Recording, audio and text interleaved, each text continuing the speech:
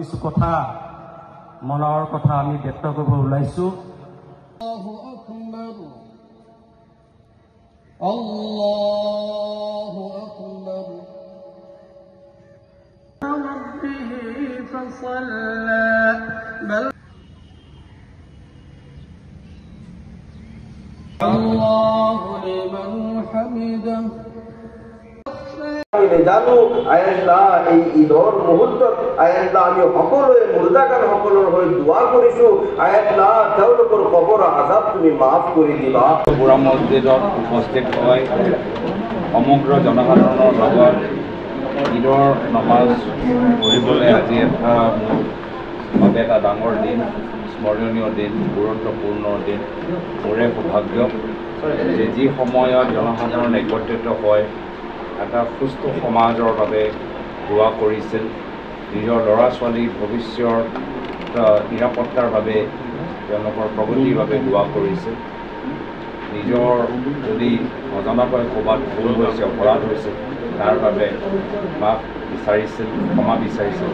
সেই একে সময়ত আমিও নিজৰ ব্যক্তিগত জীৱন, সামাজিক জীৱন আৰু এই অসমৰ বাবে আমাৰ পবিত্ৰ এই মাহত আমাৰ দেশৰ প্ৰগতিৰ বাবে আমি একে সময়ত আমিও দোৱা কৰিবলৈ, প্ৰাৰ্থনা জনাবলৈ এটা সুবিধা, এটা অনুমতি আমি পাইছোঁ। সকলোবিলাক মানুহ সকলোৱে ওপৰলৈ আল্লাহ তাআলাই যাতে আমাক দিয়ে, শান্তি দিয়ে, সকলোৱে যাতে ভালদৰে চলিবৰ কাৰণে কৰে, এনেকুৱা ধৰণৰ আমি সকলো আমাৰ ধৰ্মপ্ৰাণ যিমান ৰাইজ ইয়াতে উপস্থিত হৈছে সকলোৱে সেইটোৱে কামনা কৰিছে আন্তৰিকতাৰে।